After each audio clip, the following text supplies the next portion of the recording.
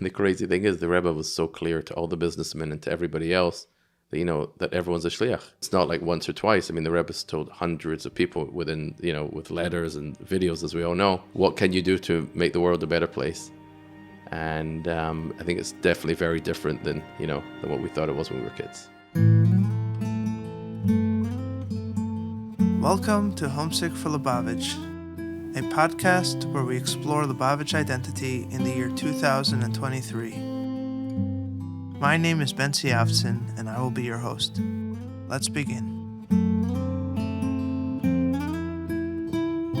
Alrighty, thank you very much for joining this podcast. We have here Sholom Jacobs, a good friend of mine who I met about a year and a half ago, and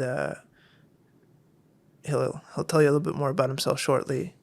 But we met right here at this table, and we were filming a spot for an organization who wanted to share the experience of a Shabbos table, a Friday night Shabbos meal, with people on video. And so they had asked Shalom and his family to host this program in their home, and I came to film it. And what was interesting to me then is that from the outside, if someone would have walked into the room, they would have seen, Shalom making Kiddush.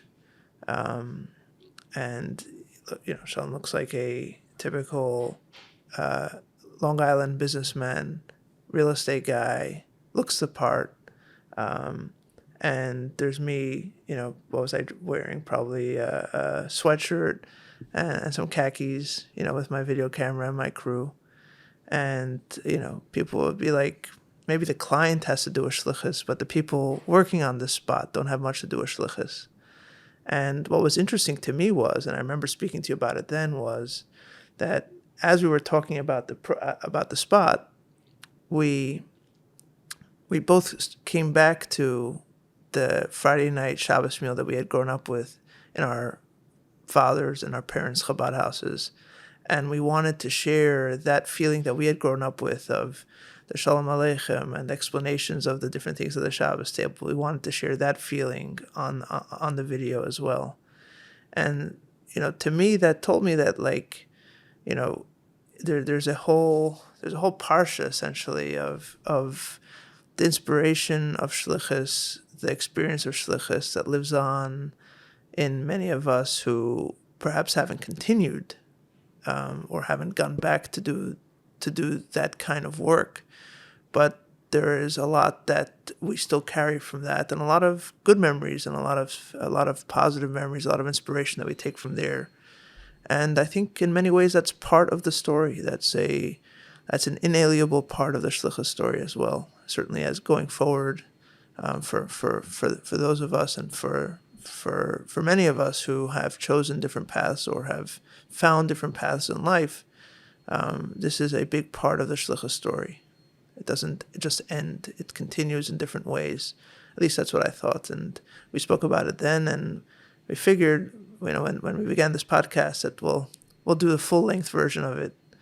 Right. So with no further ado, this is Sholom Jacobs. Why don't you tell us a little bit, introduce yourself, tell us a little bit about, where you come from, your upbringing, and how we ended up here in Five Towns. Absolutely. First of all, thanks for having me. Sholom Jacobs, originally from Glasgow, Scotland. I lived there till I was 16 years old. I then went to Yeshiva in Israel for 3 years. And then a few of my friends in Israel had a great idea, said, why don't you come to the US? Instead of going back to Scotland or go back to England, which I was originally going to do. I was going to go back to Manchester University. I was going to do speech therapy and voice training. And that was the career path that I thought I would take. And when did you decide that you were going to do that? Like, at what age did you decide that you were going to take a different path? In high school. So right before I left Scotland, 16 years old. So do you want to describe a little bit the kind of high school that you went to? Give us a little bit more detail of what kind of high school you went to. Sure. So by high school already, it was basically we had private tutors. There wasn't too many people left that would work for my parents to send us to school with. So by that point already, it was really borderline homeschooling. But my parents were, they wanted to make sure we got a real education. They wanted to make sure we got in the UK our O levels or A levels, which we did, thankfully. I'm proud of having them. So that if we ever, did want to go down another career or another path, that we had that opportunity. So, I would say when I was around 16 years old, a couple of my, it was actually my English teacher. She saw my passion for, voice and singing, and she thought it would be a great combo to do it with like something like speech therapy or something like that, which could complement each other. And that was something that I thought I would go down. So already growing up, I think this is a very important part of the Shlichus story, is that, you grew up in a community with mostly probably, or all of them not being Lubavitchers, right? Correct. It sounds like you went to school that your parents ran. Correct, yes. So you went to school that your parents ran.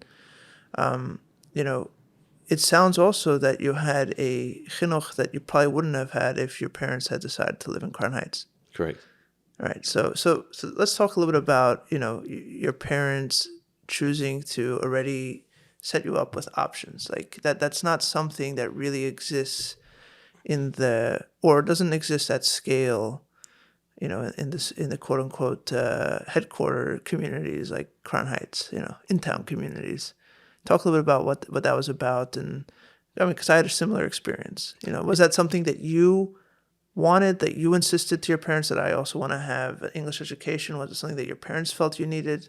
It was definitely my parents, especially my mother. Both of them being Baal Tshuvas, I'm sure had something to do with it at some point. But my mother felt very, very strongly, still to this day, that people need an education, and I think especially I don't know if she ever thought that some of us might go down the path that they went down, or may not go down the path. Some of us did, some of us didn't. But overall, she definitely felt you need to have an education, whatever you do in life. Was there ever a sense of what your parents wanted you to become when you got older? Like, were they nudging you in the direction of Shlichus? Was that something that you felt was something they wanted you to do, or? I think at a younger age, I think the expectation was just from that generation. I think everyone thought that all the kids were going to be shluchim, future shluchim. And I don't think anyone realized how big, Chabad would be and how many locations, and we'd still need a lot more locations to be able to fill all those spots. My parents were one of the first 50 shluchim to go out. So to tell you how early it was and how small Lubavitch was in those days. So I think at a very early age, I'm sure they did. But, the time we were teenagers, and I think they saw, that everyone was going a little bit of their own direction. Still with the Lubavitch and the Rebbe's, being an anchor and being part of their lives, part of our lives. I think they realized that, everyone's going to go, and do what they need to do. Okay, so you just said a very interesting thing there about changing course without letting go of the anchor, right? Which usually isn't the case, right? An anchor is something to hold you in place, right? So that you don't drift. Right. And you just described a moment where you started changing directions, even though you felt and still feel, I guess, or at least at the time felt that the Rebbe was your anchor and Chabad was your anchor. Talk me through a little bit about how you were able, or if you were able, to change course without feeling that something very central to your life was not being upended. Right. So I think in those days, I think it was, much more uncommon. Being able to still be frum, and like I said, the beard wasn't for me from a very early age. I just knew it wasn't something I wanted to do. But I also knew that I wanted to keep Shabbos, and, we're talking about the Friday night table. And I knew that, most other things, from Kite, I wanted to be part of. But, I didn't want to be tied down by absolutely everything like we're talking about. And, everyone picks and chooses for the right or the wrong. And I had to make decisions. And, there wasn't many people around. Like you said, there was no other Lubavitchers in Scotland. And there was not really, too many people around for me to speak to in that climate, in Scotland especially. And thankfully, when I went to, Israel, I got very lucky and ended up in a yeshiva called Levarie. The Rosh Yeshiva is Rabbi Rappaport, and the Mashgiach is Rabbi Lopian. And I'll never forget Just to be clear, that's not a Chabad yeshiva. Not a Chabad yeshiva. Right. And Rabbi Rappaport comes from a very friendly to Lubavitch family. His father, Oliver Sholom, was Diane Rappaport in London. Right. Very, very, very respected man. And was a great friend to Lubavitch all the years. And I walked into his yeshiva, and one of my friends said, "Oh, why don't you come for an interview?" And it was a cool yeshiva. You didn't have to wear white shirts. It was, you could wear jeans and no jeans. You could wear khakis and a blue shirt. I'm like, that's a perfect place for me. That will work for me. Oh, so you fell into that yeshiva. You were just visiting, and you. I was visiting. I was looking for yeshiva, and I'd already been the year before, just trying to find a place that would work for me. And I was in Tvar Yerushalayim for a few months, and then ended up in Le Varier with a friend. And the mashgiach said to me, my friend said, go and speak to Rabbi Rappaport. He's the Rosh Yeshiva here. It was the second day of Seder, second day of Zemanim, excuse me. And I go up to him, and he said, Shalom Aleichem. And I hear the English accent. And he said, what's your name? I said, Sholom Jacobs. Where are you from? Scotland. And the first thing he says to me is, your father, Chaim Jacobs? I'm like, oh my goodness, what did I get involved in over here? It was all set. It was all a plan. It was all set up. All a plan, all a setup. And the rest is really history. He said, go and speak to Rabbi Lopian, the mashgiach. I ended up speaking to him for about 4 hours. And before the end of the day, I was in the yeshiva. And then I ended up being there for like a year and a half. And they're still such a big part of my life. Wow. What year was that? That was 1995. So you're talking about the year after Gimel Tammuz. Yes. Right. This was all right after Gimel Tammuz. So this is a very, very kind of interesting time in Chabad history. A lot of turbulence and a lot of upheaval, no question. Totally. Was there any was there any thinking of Dafka going to a Chabad yeshiva, Dafka going not to Chabad yeshiva, or was it just this is the place that you found? To be totally honest, my parents were very into us having friends, and most of my friends were from Bnei Akiva, and were more on the Hesder, scale of things, and most of them were going to Gush or Brovenders or those type of yeshivas, and I was very, very close with them, and my parents encouraged us to have good friends, and they always wanted us to have that. You're talking about your Scottish friends. Scottish friends. So when it came to going to Israel, or for yeshiva or the year off, what people did. I wanted to be somewhere close to my friends, and I wanted to be able to be in reach with them and go to them for Shabbos and different things. So I definitely, I wanted somewhere that I would be able to fit in and also, still stay connected. Right. Right. It's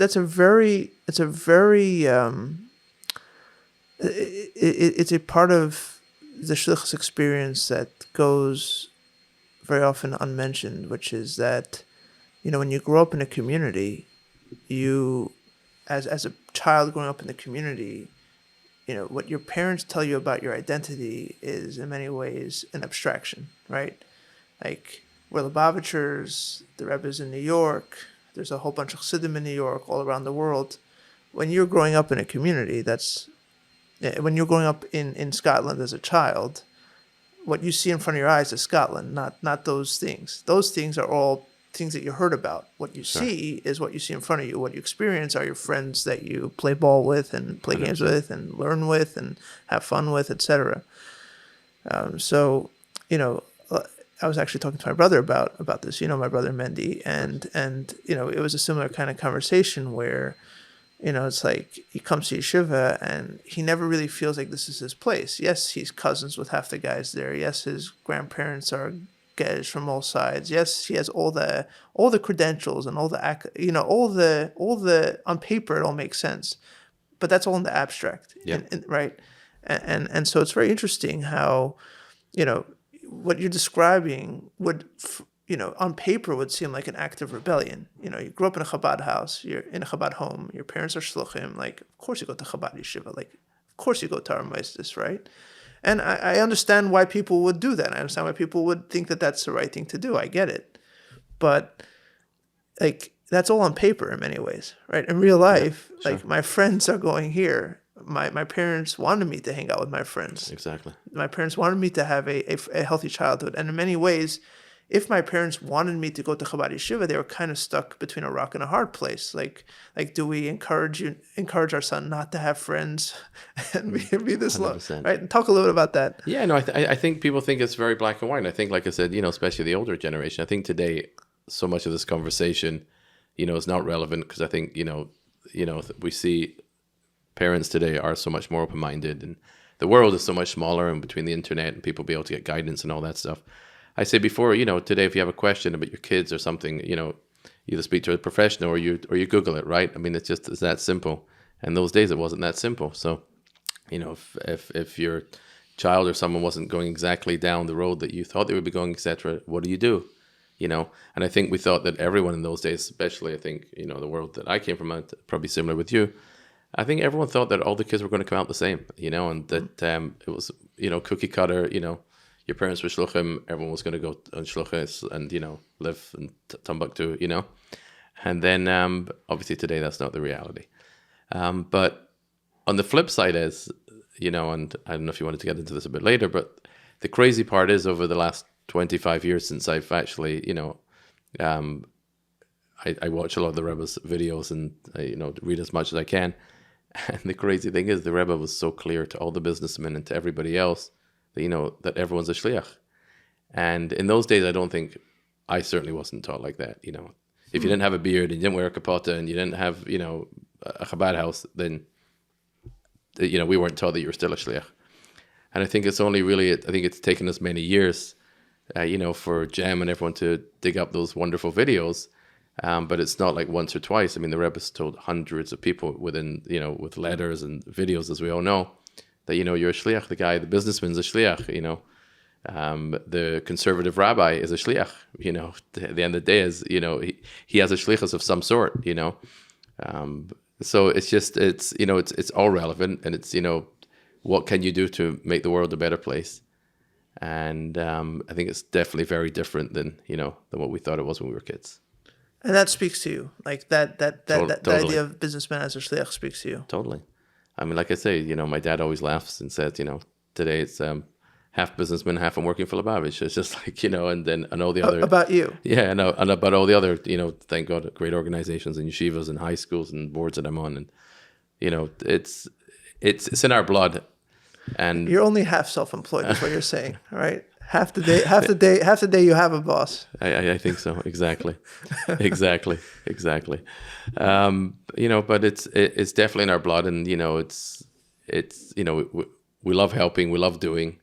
We're not people that can just sit and do nothing, and and it's interesting how everyone takes their energies and does different things with them, but Yeah, what you just told me now reminds me of like a quip that I remember hearing when I was a kid. Like, what's the difference between a rabbi and a rebbe?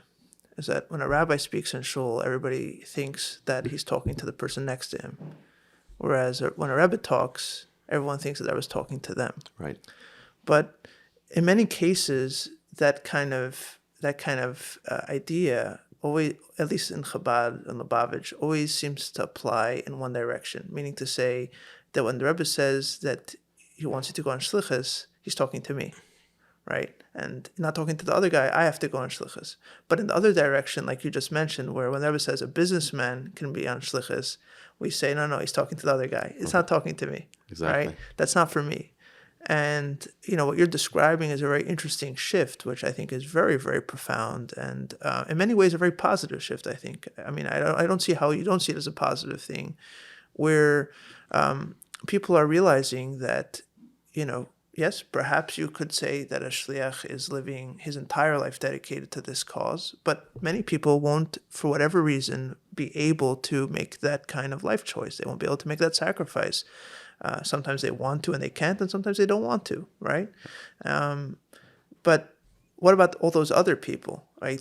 Like, what you're talking about is the Rebbe is speaking to you on that level, and you don't feel like you're compromising or like on some, like listening from the bleachers. You're very much in it, being talked to by the Rebbe's ideas and the Rebbe's mission in your situation right now. And like I think you are right. I mean, from all I can tell, I'm younger than you, but from all I can tell, that's a very recent shift of probably the past few years of people realizing, wait a second, when the Rebbe talked about businessmen on Shlichus, he wasn't only talking about non-Lubavitchers, he was talking about Lubavitchers as well. Sure. Especially as more and more Lubavitchers go into business.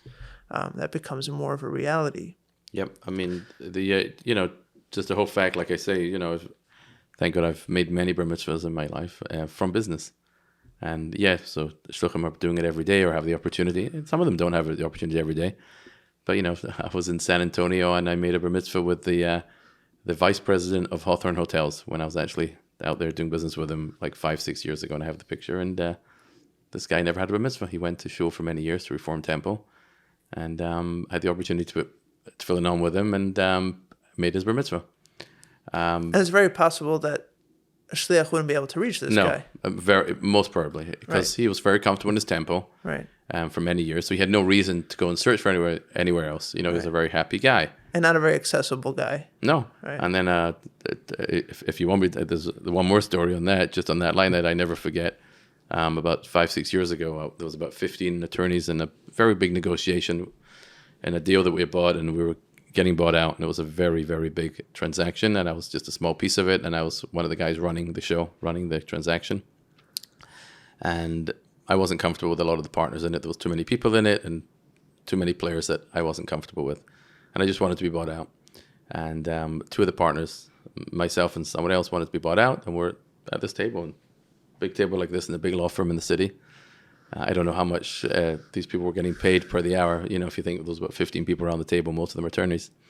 And we're just talking, and, this wasn't a litigation or anything like that. I wanted to go. And we're towards the end of the settlement, we're towards the end of the transaction, and we're coming to a number that everyone's comfortable with. And I don't know if you say this in podcast or not, but why not? And I think we're down to the last $10,000 to $15,000, and I wasn't getting it, and I really wanted that $10,000 to $15,000. I'd given up a lot more on the upside that I think my shares were worth, and I really had.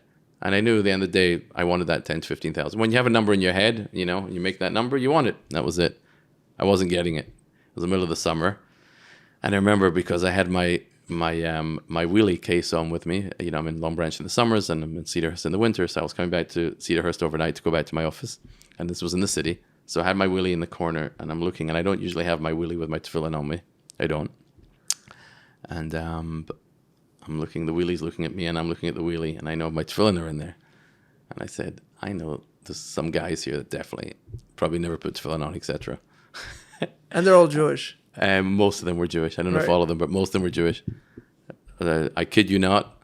At one point, I just said, you know what? Here's the deal. I'm going to take that number. I'll give up that $10,000 or $15,000. And I went like this. I said, oh, you guys are putting on tefillin. And they all took a step back. I don't think they were expecting it from me, like you said, the guy without the beard and, the businessman. And they all shook their heads and said yes. I ended up taking them one by one, and at least one of them had never put tefillin on before, so I made a mitzvah for at least one. Could have been a second one also. But it's, it's a crazy story. It's a story that stays with me, and it's, I gave up money that I definitely, think that I should have got. But I felt better about it. I did. I felt that, what, there was a purpose, and there was a big purpose giving up this money, and I made peace with it. The world's most expensive bar mitzvah, ladies and gentlemen. I think so. 5 towns got nothing on you. Don't joke. Yeah, true story. But I do want to just explore a little bit further because, it does seem, which is really beautiful to hear and very encouraging for me to hear, because this is something I struggle with myself. Maybe the beard outwardly is not a concern for me, but that only covers up what conflicts I have inside. And I was on Shlichus myself after I got married, right. And then for whatever reason I kind of transitioned out of it. Although I still do a lot of work with Shluchim, and there are a lot of things that I do that I would consider to be part of the work of Shlichus, but that's not my central identity at all anymore. So it's definitely something that I think about. And, do I still have does Shlichus Shlichus really, or a fatza, however you want to describe it, does it still play a role in my life? And, I'm going to be honest with you in the other direction, where, a couple months ago, I was filming somebody for a project for a client. The project was not for a Chabad house. The client was not Lubavitcher. But I went to film someone on their behalf. And he was an older Jewish lawyer, talking about lawyers. I was filming him in his home. And, at the end of the interview, there was in my head this kind of debate going on. Like, it's very possible this man hasn't ever put on tefillin. Maybe he put on tefillin once. Like, I don't know. Should I ask him? And, there was no happy ending. I kind of left it. I wasn't sure what my place was there. It wasn't like my client. It wasn't, sure. I was there on behalf of someone. Do I get involved? Do I not? We got along very well. It's very possible that I could have gotten it by. Like, I don't feel it would have been terribly inappropriate. I could have done it, but I chose not to. And to be honest with you, I was conflicted about it afterwards. Yep. So it's something that I struggle with. It's not. But the reason I say that is because you seem to be, in a very beautiful way, very much at peace with it. And you're, I guess my question would be, was this something, because you mentioned earlier the idea of taking a different direction while still keeping the Rebbe and Chabad as your anchor.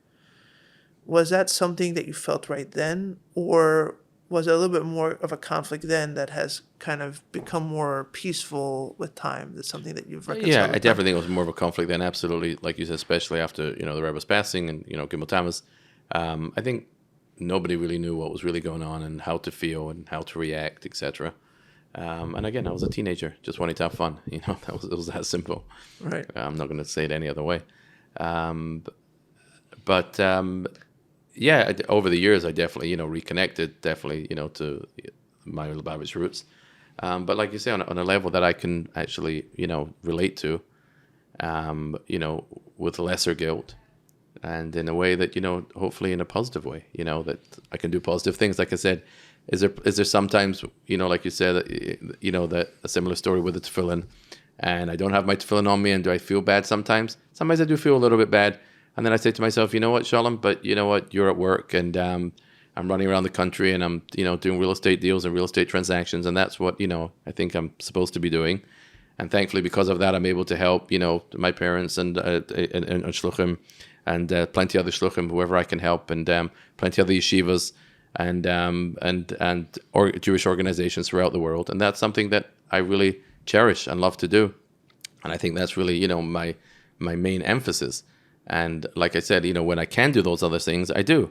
So sometimes do I feel bad? If I see a guy and say, what, it would be really nice if I had my tefillin right now or something like that. Yes. But I think, I don't think it's always so,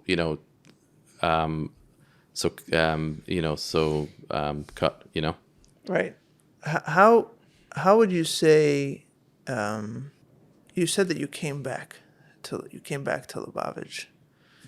No, I want to be very careful. Okay. Not that I ever left. I think that's what I wanted to ask you. Did you leave and come back? Absolutely. Were you always convinced that you were going to come back? Like, I didn't really know what Lubavitch was. To me, Lubavitch was that every Friday night you have a lot of people at your house.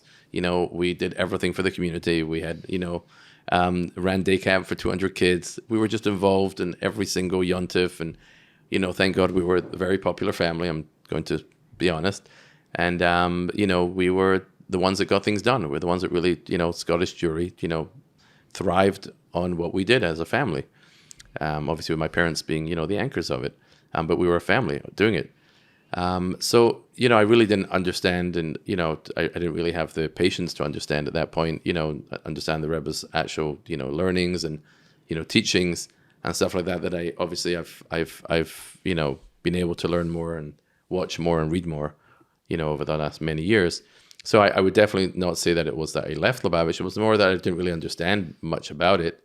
And to me, Lubavitch was, like I said, it was like, Kiev, but I didn't really understand all the other stuff that came along with it. The Chassidus part and, different stuff and, connecting to Hashem and all those other things that I really knew nothing about. You're saying because you grew up on Shlichus, and I think it's also like anybody listening to this who grew up on Shlichus will right away know what we're talking about, Right. especially if you grew up in a more kind of faraway town, right? Not like a suburb, with all respect to Shluchim in suburbs of New York. But if you're in driving distance, if your kids can go to school at a in-town school, we're not talking about that kind of Chabad, No, right? 100%. Exactly right. Right? There are levels to this game. Yep. And, when you grow up especially back then when there was no internet, right? But even today, when you grow up in a city where your entire lived experience, right? Forget about the things that you can see on screens, but the people in front of you and the world around you, the real world around you is outside, is not Lubavitch and then your family. That's it. Exactly. Lubavitch literally begins and ends. Excuse me. Lubavitch begins and ends, at your home. Like that's the entire space of it, and that's the entire idea of it. It's very hard to picture like any Lubavitch outside of Shlichus. Right. It's like Shlichus or bust. Like, And I think that's the way it was. For many years. Again, obviously you had the Crown Heights community, and those people felt that they were doing Shlichus too because they were hosting people. We went, to come see the Rebbe and Yontif and Tishrei and all that stuff was obviously a big deal. But if you weren't, centered in Crown Heights doing that, and you weren't really a Shliach, like I think where you're going, what you're trying to say, I think, where were you really going at that time? Am I wrong? Right. What would you say, because going back to the beginning of the conversation with the Shabbos meal and the Shabbos table, what would you say is something that you miss most about Shlichus, about that experience and that kind of home? So, I think, like you say, some of the Shabbos stuff, and being so accessible to, so many different types of people, always. And, like I said, our house was always a central station and still is to this day, for Scottish Jewry. So some of that, but I have to say on the flip side of that, thank God I've created so much of it, with Betsy and our family. Especially the last 12 years, I've been in Long Branch for the last 12 years for summers, and thank God for the last 4 years for Rosh Hashanah Kippur. And I feel that's the closest thing to Scotland in my home. The type of people, I tell Label Shapiro all the time, and it really feels like really like home. It's very similar type of people. The culture is very similar. And Deal and Glasgow. I would never think that they're similar. I know. Like I said, the weather's. I was going to say the weather's a lot better, and it's nice having the beach across the street, no question. And a bit of sun. But people wise, there's many people from the conservative and the reform that have come to our show over the years, and Pessy and I have them over on Friday nights, and very often, and it's just into our sukkah. And I always did also over here in Cedarhurst also, but on a smaller level because I think we were those less people here that we had access to, of that type of people that I had in my house growing up. But like I said, over the last 6-7 years, it's been really just nice to reconnect with that part of it in a bigger way. Oh, so you're saying you don't miss it because you've recreated it? I would say, obviously, in a lesser way. I'm not, Right. Again, I do try to work Monday to Friday, and I'm traveling around the country a lot between my real estate and my singing and all that stuff. But when I am here, yes. But what is it that you're looking to recreate? Why? Like what is that you're is it something that you want your kids to experience? Is it something that you wanted to have? Like what were your? I mean, is it because it sounds like it's more than just I like to have guests, which is also a beautiful part of Yiddishkeit, and so on. But you're talking about it as like almost a direct, natural continuation of growing up in Glasgow. So what is that? What is that you're trying to? Sure, I think it's being able to share the beauty of Judaism, the Shabbos and stuff like that. The things that really were beautiful in the house. I think it's trying to recreate that, and like you said, for ourselves and to show it to our kids. Right. And to obviously share it with others. Right. Which is the main thing. Right. Yeah, I was just telling my wife on the way over that, like when I think about back at home in Hong Kong, the Shabbos meal was more than just. It's trying to find the exact words for it, but it was a very important moment. I think that's, looking back, that's what it was. Like, the people at the table, this was a very important moment for them. It was not something that they took for granted. It was not something that was just part of life. There was like almost like a seriousness, but without it being solemn, but like, whether it was out-of-town businessmen who were there, and especially back in the day, they didn't have internet connecting them back to their families. The whole week they're away from their families. They're completely dislocated. And anybody that's traveled for business, as I know you do a lot, it's rough. Even today with internet, the second you're not at home, you feel vulnerable. You feel alienated on some level. There's no question. Sure. Imagine back then on the other side of the world.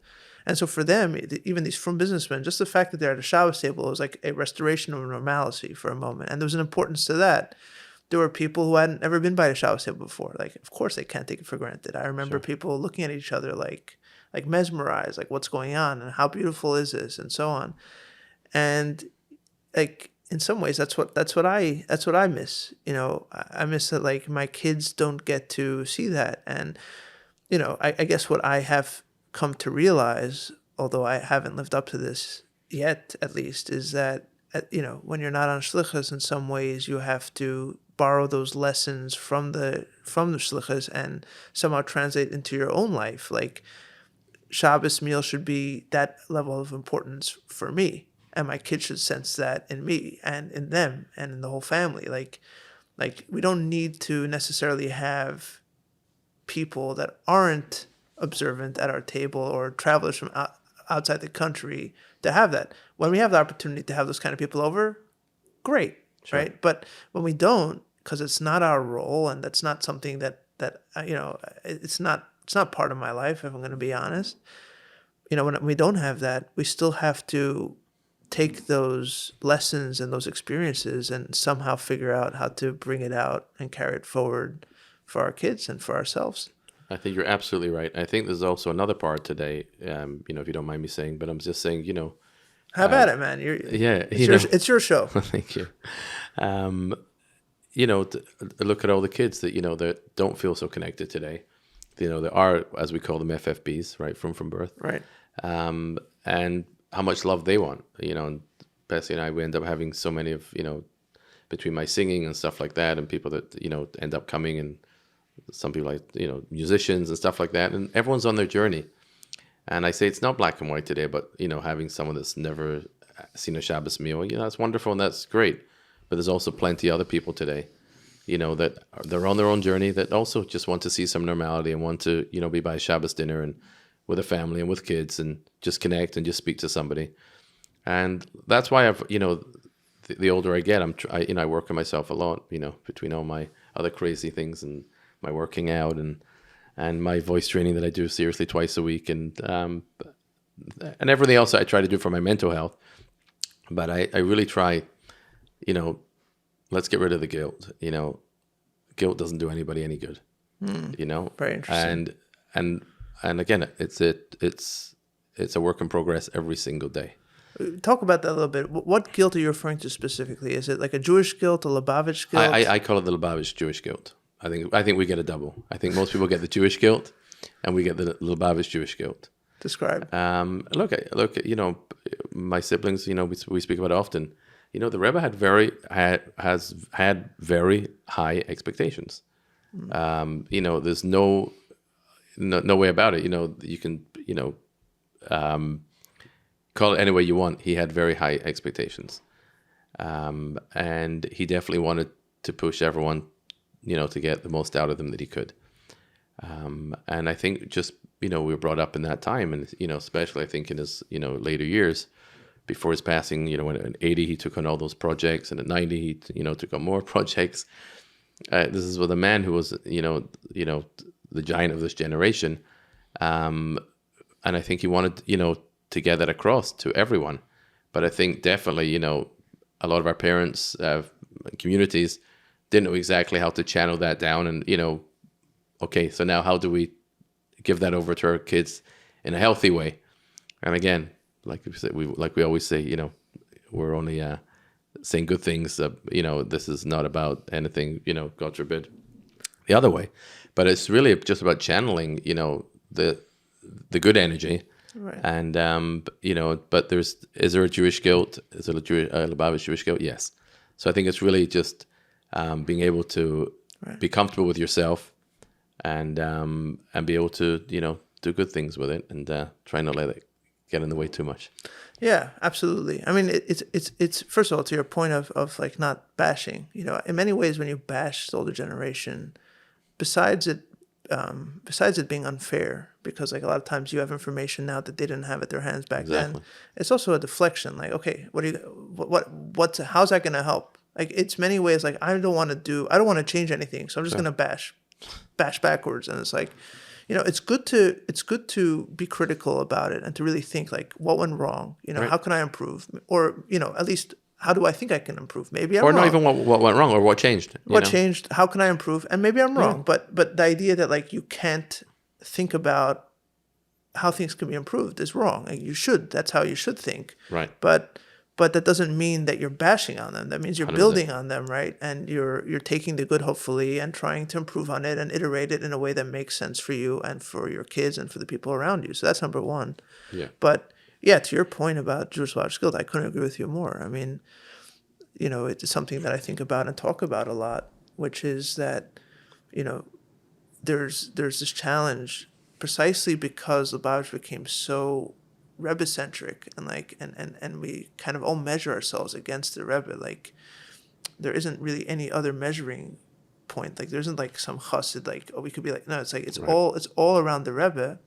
Whatever you say about that, like, that automatically leads to people feeling very, very small. It's like measuring your height every day against Mount Everest. Right. It's like you're never not going to feel short. That's my point. It's right? not. You're always going to feel short, and the problem is, and this goes back to what you were saying earlier, which is a point that I absolutely love, like the Rebbe talking to me as a businessman suddenly, is that, like, you always saw videos of the Rebbe talking to business people who very often weren't religious, and it was with a smile. Yep. And they came away encouraged. They didn't come away feeling miserable about who they were and like, look how lowly I am. Because I think if you had to choose one thing, and again, I'm just me, I'm talking for myself, okay? But if you had to choose, like, what was the Rebbe's like core belief about people and about Yidden, was that they should use their potential, and they should not be miserable. Like, what I mean by that's not just about like feel good about yourself, but more like people should be humming. They should be energized. They should be full of energy. It should be full on like fireballs. That's what it should be, right? And if you're miserable, then by definition you're not humming well. Your engine is not humming. Something is wrong. Something is making noise. Exactly right. Right? And like, whenever would see someone who had their identity, had their kind of life formed in some way, it always seemed like he would tell him, great, do better with it. Do the best you can with it. Right. Like, optimize it. And of course, add in Yiddishkeit with it, right? Try to go in your Yiddishkeit. That message, at least when I was growing up, and it sounds like when you were growing up, did not filter down to us. Yep. We were like, okay, that's for them. For you, here's this list of impossible standards. That's right. That's exactly, I think you nailed it. You nailed it. There was us, like you said, there was standards for us, and then there was the standards for everybody else that, like you said, do the best you can, sort of thing. Right. But I think the Rebbe really told everyone that, a lot of people, may not want to discuss, but I'm just saying, you know that very famous video with the Rebbe with the conservative or the Reform rabbi, and he said he wants to retire, and the Rebbe said, no, I don't want you to retire. And if you think like what a big picture how the Rebbe looked at that, I mean, like, in our small minds, Reform, conservatism, I'm sorry, I forget which one it was, but I'm sure neither of them was the Shulchan Aruch, what the Rebbe wanted us to go by. We obviously know that. We wouldn't even call them a rabbi. Correct. But the Rebbe obviously knew that this person was obviously either the best person to do that job. How many stories do you hear now, later on years, of those people that sent people to real yeshivas? I don't know who this guy was, I'm sure there was more than one that went past the Rebbe, and the Rebbe told them similar things. But what did the Rebbe do? He empowered them. Right. And he said, no, you're not, I don't want you to retire right now, keep leading your community. And obviously that's just, that he knew that the Rebbe's now told him to do that. Then obviously, it was an empowerment to the guy. And I think so many stories like that, but I think what you just said is take the guilt out, work on it. It's definitely a work in process, and realize your potential, exactly what the Rebbe told so many people. And like I say, the Shluchim are absolutely incredible. And, like I look at my dad, thank God, in Scotland, 54 years, everywhere he goes, whether he's on vacation over here in New York, or whether he's in Scotland, he's going to the mall, he takes us to film with him in his hand. Is that something I can do or I'm going to do right now? No. It's just not where I'm holding. But do I admire him for doing it? Absolutely. He's a soldier. And the Rebbe definitely made soldiers, but like I said, he expected a lot from his people. There's a famous story, and I heard it a few times. I don't remember. Let's see if I remember all the details, but you'll probably remember better than me.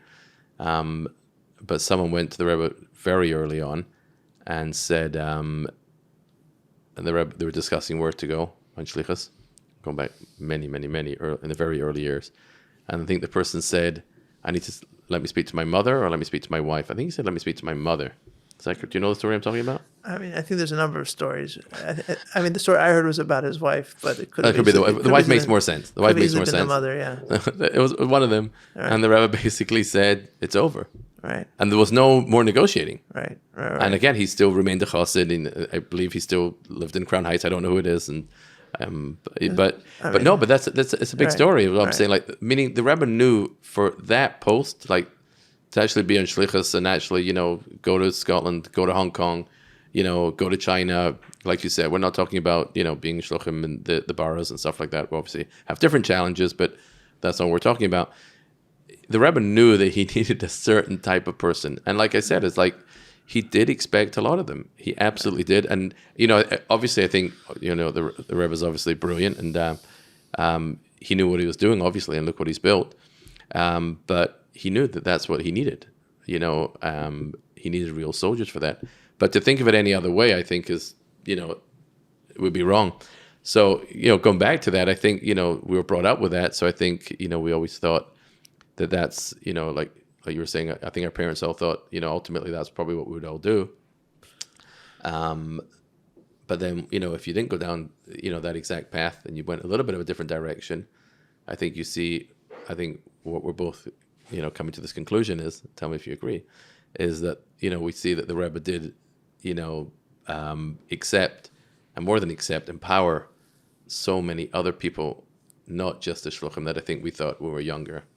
Like I say, the businessman and the jeweler and the guy who did real estate and, and the regular and the teachers and, and he empowered everyone and told them, look how many school teachers, he told them the power you have, to be with the children every day and the lessons you can give them. And I think that's what we have to, take all that good stuff.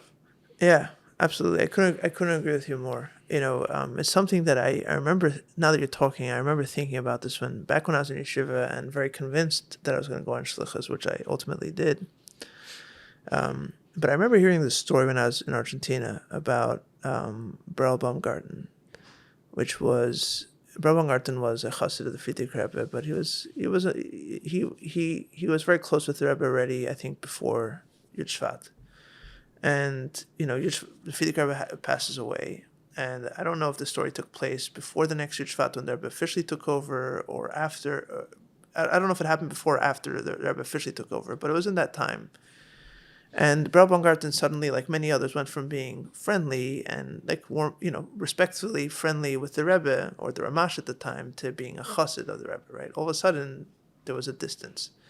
And there was a story that I heard where, the Rebbe met Berl Baumgarten outside 770, and he gave his hand for, Shalom Aleichem, and Berl Baumgarten wouldn't take the hand.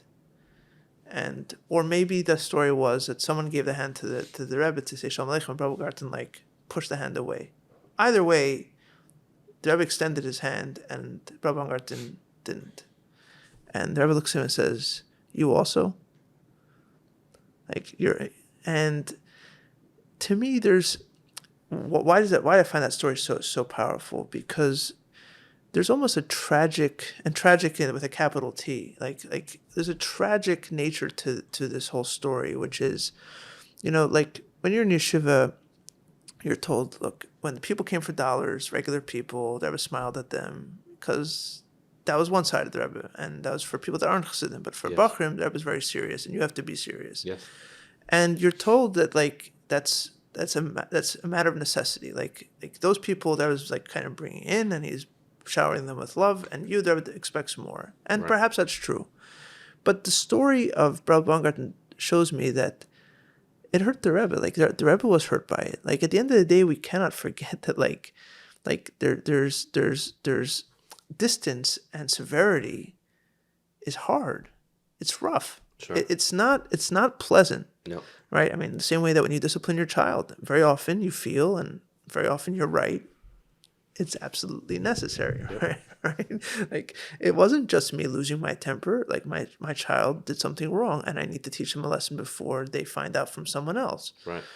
But it doesn't make it pleasant. No. And there's something about this necessity that seems to be correct to say it that way, because that's the way they've interacted with Bachrim and with Chassidim, a little bit much more distanced than, at least outwardly, than to people that weren't quote unquote Chassidim. But it's not a happy story. It's not even a pleasant story. And it seems like from that story with Brel Baumgarten that it's sad. And there's something sad about it. There's something unfortunate about it. And what you're talking to is, I don't think it's time now to say, okay, let's sit at a kumsitz with the Rebbe all of a sudden and just, you are good for whoever you are, right. and the Rebbe is now a self-help guru, and I can't stand that version of like, Chassidus talking, where like a lot of times I hear a speech, based on a sikha, and I'm like, if somebody didn't know any better, they would think the Rebbe was a self-help guru who liked to wear sneakers and sit at bonfires. That's the message you're conveying, and that's wrong, right? The Rebbe saw immense potential in each person. You don't get to that potential by platitudes and by making people feel good about themselves. At the same time, though, what you're talking about is take the guilt out of it. Take the guilt out of it. It's a fact of life that there's going to be distance. It's a fact of life that there's going to be demands that we can't reach. Right. We're talking about enormous distances that can't be covered. Right. The Rebbe's up here. You're down here. He's demanding a lot because from where he stands, that's what needs to happen. Yep. From where you stand, that may seem impossible, and it may, in many cases, may be impossible. Right. Striving to get better and striving to grow doesn't have to come with guilt. It's a hard enough reality as it is. 100%. It's a sad enough reality. I don't know if the word sad is the right thing, but it's a tough enough reality as it is. To pile on guilt on top of that is wrong. Is first of all unnecessary, but at this point it's counterproductive, because how many people in today's world where they have other options are going to stick around in a life where they're just miserable and full of guilt all the time? Yep. Yeah, no, I absolutely agree with you. I see it a lot, in the yeshiva still today, it's, some of them still have it, and the smart ones have, turned it the other way, let's make this a positive experience, Right. Let's grow together. Right. It's so short-termed to think that, we can get away with pushing guilt on boys, and that they're not going to have a chance in a few years from now to do whatever the heck they want. 100%. Right? Is a goal to get your way right now, or is a goal that in 5 years they come back and they look back with They don't look at now. What? It's first-hand experience through things I've seen the last few years through our kids in education.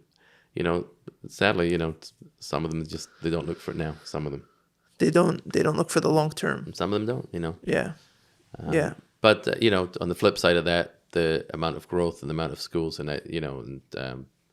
yeshivas that we've seen over the last few years, Lubavitch, that have actually, seen the light, as I like to say, and understand, let's cater for this generation. and they're really making headway. So I understand the predicament they're under, because there's this feeling where there's basically it's a binary choice. You either stay very strict or you loosen, right? And you don't want to loosen. You don't want to loosen the standards. You either keep the standards or you loosen the standards.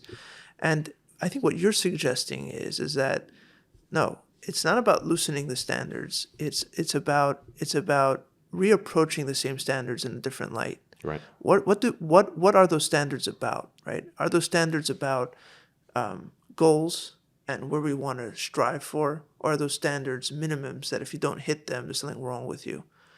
There is a difference. It's not even. I'm not even going to say it's a subtle difference. It's not subtle, right? It's a difference between a world where we are entangled and overly entangled, where we don't have our own awareness of who we are as individuals. And so we say, if the Rebbe said it, so automatically I should do it, or I can do it. Right? That's one world. And in that world, you can't relax the standards, because if you relax the standards, you're relaxing the Rebbe, and that's not going to happen. Right? There's another world where you say, look, there's the Rebbe and there's me. right, And that doesn't mean that's we're in conflict. No. It means that it's a reality that the Rebbe is the Rebbe. By definition, I'm not a Rebbe. By definition, I am a regular person, and very different to the Rebbe, right? And his standards are up here, and my goal is to inch my way towards them, right? If I choose, right. But even if I choose, I'm only going to inch my way towards them, and that changes everything. But that takes a lot of disentangling of identity and saying, look, I'm okay. Like, this goes back again and again to what you were saying earlier, but like, I'm a businessman. That's who I am. Yep. Yes, Shliach is like, that's the Rebbe kind of identity. Like, Sure. he has no own identity blood. besides being the Rebbe soldier. Like, he belongs to the army. Every step of his life is dictated by army rules and guidelines, and that's it. That's his life, right? Yep. That's his identity. Yep. He's given up his own private identity to be part of an army, and there's something beautiful about that. Incredible. But that's what it is. You've lost your own identity. Most people, they have their own identity, whether they've chosen it or that's just what they have, right? And the question is, can you have a Rebbe with your own identity? I say emphatically, yes. Absolutely, you can. Right. But did you ever read the book from Lebo Zisman al Shalom? I did not. Okay, so I should read it. Yeah, big mentor of mine. My youngest son is actually named after him, Aryeh Leib. He sat beside me in shul for 12 years before he passed away. I took him to Scotland and England, 6 months before he passed away, to do a speaking tour. And I think, he got it. He never had a beard. The Rebbe loved him. He loved the Rebbe. He got his bracha from the Fiddika Rebbe, him and his brother Beryl, right before, leaving during the war. And he really, he believes that's why him and his brother survived and the rest of the family didn't. His father begged the Fiddika Rebbe for a bracha for them, and he gave him. Didn't give him at first. He asked him twice. He asked him 3 times. It's all in this book. But the bottom line is wonderful, successful businessman. And he just managed to understand, what was going on, was friendly with all, made sure he went to a bunch of different shuls all the time, to daven, and was involved with everybody community-wide, not just Lubavitch. I think that's so important. And loved the Rebbe like a father, but knew that he wasn't exactly like the Rebbe. And he just got things done. So he was a role model for you. Big time. Did he help you kind of reconcile? Because you talked about how you had to, with time, reconcile yourself with how you fit into the Rebbe's picture. Let's say, was he like the definitely a part of it? Definitely part of it. Like I said, I think it was really organically. Just when I came to America and I started seeing a lot of different things, and like I say, videos came out, and the Rebbe's teachings and speeches just became more familiar and more accessible. So I think it just was organically, but he was definitely a part of it. Absolutely, seeing someone like himself, didn't wear a kapota, wore a garto, didn't have a beard when I met him, and just spoke about the Rebbe with such awe, but also, spoke about a business deal with the same all, or, I don't mean to say the same all, but you know what I'm saying? And, would get, similar, I'm not going to say the same, would get a similar excitement about making $1 million, and tell me about his greatest deal that he just did, Right. And it was just, there was no conflict, and his family, he would be proud, he is proud, but he was proud of every single one of them, One's a lawyer, and he would tell me one's a this, one's a doctor, and one's going to this, and one's going to that, and there was no conflict to him. If you're doing something to help other people, and you're making, something out of yourself, you're doing something right. Right. And I think that's part of, thing that sometimes we miss, and especially, like you say, if your parents are shluchim, and a lot of people, will feel bad that, I didn't make it, and like I said, I think it's very different. You're a little younger than me, but I think both of us are similar. We're at a similar time. That I think a lot of people felt, like it was either they were a failure. Like I said, I never felt that. Thank God, never felt that. It was never something, like I said, from a very early age that I thought I would do. And to me, it was just about what am I going to do? Make sure whatever I'm going to do, God willing, with Hashem's help, is I want to be successful. Whatever I do, and whatever I do, I want to do it right. That was more of my thing. But no question, I know so many people, and people today that I meet, that I thought were going to be shluchim, and they thought they were going to be shluchim. Then I hear they're working in B&H, and and they're, are they happy about it? I don't think they're too happy about it. Really smart people, but some of them don't really have another way out. I think that goes back to what I was talking about before. I think we're talking about both of us. We're talking about the education part. Right. That, why I think it is really important to, give your children the tools that, even if you think they are going to be shluchim, or you want to push them and encourage them to be shluchim, then I think that's a great thing. But if they're not, at least give them the tools to be able to fall back on something else, Right. And just and another thing, there's so many people, I don't know if you've come across this, that, that it's wonderful in their 20s and their 30s. Then the 40s, it's, great, but, the stress is getting a little much, and, the family bill, the family, and, the bills and the tuition and all that. And, you know what, maybe I want to do this part-time, again, I'm not talking about the regular, like you say, soldier, run-of-the-mill shliach. Right. But I'm talking maybe people in education, people that, are doing different types of shlichus. And then all of a sudden at 40s, I mean, I think, we're seeing it a lot now. Yeah. They want a change. And there's a lot of people that I know that are doing it.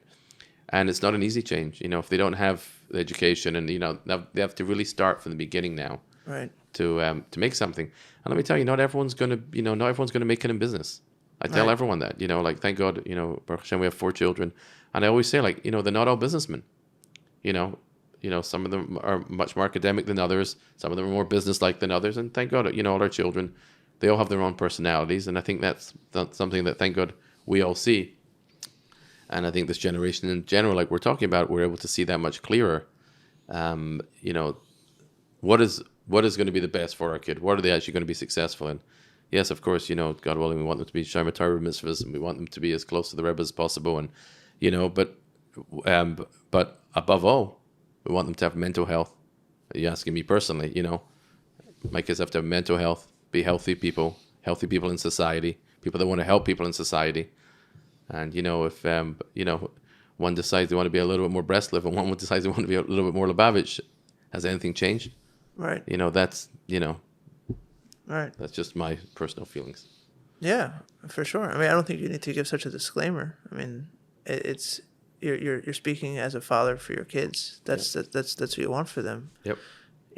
Look, I don't think you're ever going to come up with a system where it works out for everybody. And there's always going to be a story of people who, they thought it was working out for them. Then they realized they had to make a sharp turn, and the turn didn't work out, like you were describing earlier.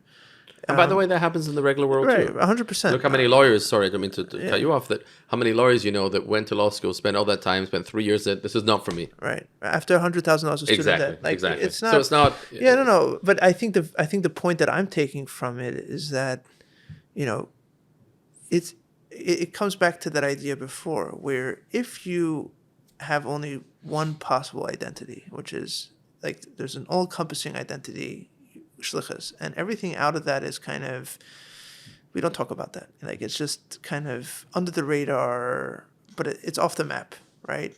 So then the second it doesn't work for you, whether it doesn't work for you when you're a Bachar in Yeshiva, whether it doesn't work for you when you're 20 years deep into Shlichus and you realize you want to change of course, if that other side of life has been off the map as something that hasn't ever been, then you're totally unprepared for it. You're totally unprepared for it. Deeper than that, if it was never on the map in the first place, you never made a conscious choice to choose Shlichus. And that's also that's a catastrophic situation because, like we all know, not everything that we choose works out. We make mistakes. We suffer the consequences. But it's much easier to deal with them when we made the choice ourselves. Like sure. I went into this business deal thinking that this was going to happen. I knew there was risk. It backfired on me. Right. Okay, I can live with it. Right? I'm not a prophet. I thought it was going to work. It didn't work out. Yep. If I went under the wrong assumptions or under, like I didn't have any due diligence and I didn't think it through and I didn't realize that there was other options open to me and then it backfires on me, then I'm angry and then yep. What's wrong with me and and now I'm also crippled from doing anything in the future. So I think that's what you're talking about. Yeah. I think it's very important to point out, and we'll conclude with this. I think it's very important to point out that this. It sounds like almost like so you're suggesting open-mindedness, quote unquote, or criticizing the system or trying to open up doors that shouldn't be opened. I personally believe that there's enough emes, there's enough truth in the Rebbe's teachings, in Yiddishkeit in general, and Chassidus, and the Rebbe's teachings in particular. There's enough truth that on the other side of these questions, on the other side of these things that we think through, there'll be enough emes for us on the other side as well. Absolutely. Right? Like you were talking about. You started off with this idea that the only way to be within this pool of truth is to stay on Shlichus. You kind of wandered out of that for whatever reason, right? And at that point, it seems like you felt a bit lost. Like, okay, so I'm out. I'm not in. Yep. But then eventually you found out, no, there's this whole larger circle around me of teachings, of inspiration that include people just like me. Right? And so, I understand that in Yiddishkeit we are cautious and we don't just we don't just break things willy-nilly, and we understand that things are taught to us for a reason, and there's a lot of value in our tradition. Yep. But we also understand that things continue to change, right? Exactly. And the beauty of being Jewish and living a life of Yiddishkeit is that you feel that there's enough emes underneath this, there's enough truth at the foundation that it will be there for me on the other side of my questions. As long as my questions are in the pursuit of truth, I will find truth. Exactly. Right? And I think that's very important to point out as I don't think it's a caveat, but just as almost just to preempt the kind of criticism, you're dismissing things that have been done for hundreds of years. No, the goal here is not to tear anything down. No. And look, if we're done with the Rebbe, I think knew this more than anybody that live with the times, live with the generations, and I think it's more, just to sum it up. I think it's more that I always say I don't think things should change in that system so much as there needs to be more options. Right. That's really what I feel.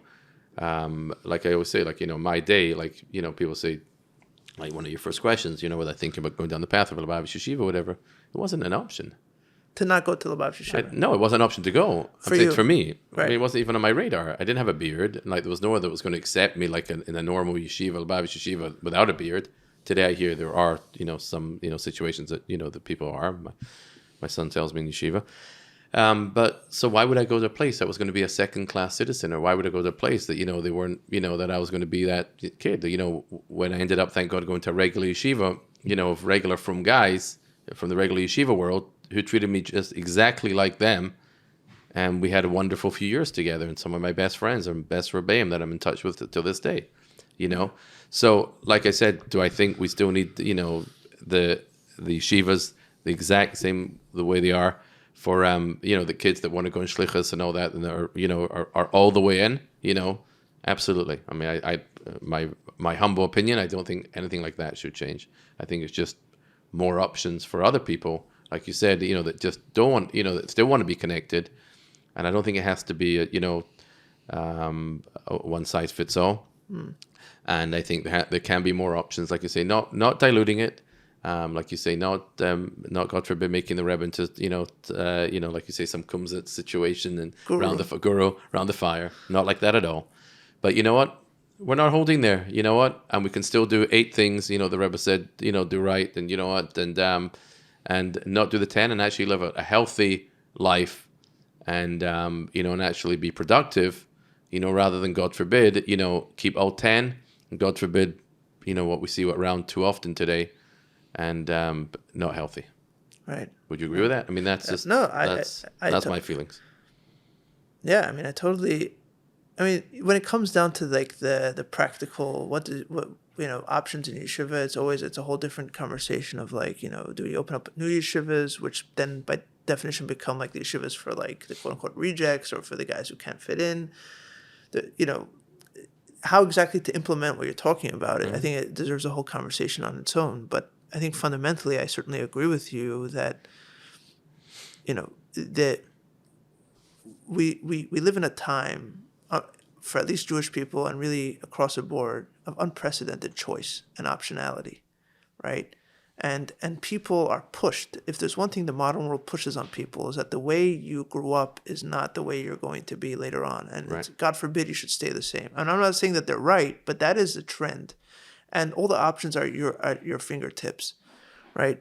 So you either hunker down and say, no, that's for them. We have only one thing, and you kind of, I think, misquote the Medrash, Ein lanu ela divrei ben Amram. There's only Moshe's words, and that's it. That means that there's only one way for us, which is not what that means, but that's how it's interpreted, sure. Right? And you hunker down and say, look, that world is crazy. It's too unpredictable, too much chaos. We want order and strict guidelines. This is who we are. The other option is to say, look, we know that all our kids are going to be faced with options. We know that we're faced with options. Sure. We have to learn how to deal with it. We have to learn how to reconcile eternal, immutable truths with optionality and with choices. We have to learn how to reconcile the Rebbe's very absolutist vision of Judaism at the core with his also other side of encompassing love and tolerance and encouragement of, I don't like the word tolerance, I should take that back, but love and encouragement and seeing the potential in each individual. I never taught in yeshiva, but I was a Shliach in yeshiva for 2 years. And that's when I began to pay more attention to not just myself, but to the Bachar that, I was supposed to be involved with. And there was nothing that saddened me more than the wasted potential that I beheld, right? Yeah. Like the fact that some guys are doing some mischievous stuff, whatever, you can live with that. Boys will be boys. You know what I mean? Like good luck. Good luck ending that. Like it's never going to, to the end of time. But what doesn't need to happen is this wasted potential. And to see boys begin to question their self-worth because they're spending hours and hours doing nothing with their time and feeling like abject failures. And so is this a critique of issues? Well, to some extent, of course it is. But the point I'm trying to make is more that, like, you have to understand that the Rebbe was for sure against wasting time. Totally. And for sure against wasting potential. Like nobody's going to convince me out of that. No. So we have to figure out a way to reconcile there was absolute truth that was unbendable and like it is what it is, and this is here's the standard, with the fact that Rebbe also saw that a person who's not there needs to elevate himself and make the best out of himself. Right? Exactly. So how does that play out in the yeshiva system? I don't know. It's a whole different conversation. And I don't run a yeshiva, and unlike yourself, I don't yet contribute too much to yeshivas.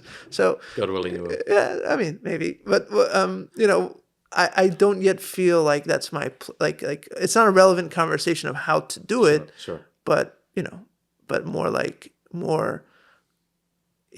I think that the first question is, and the first discussion is,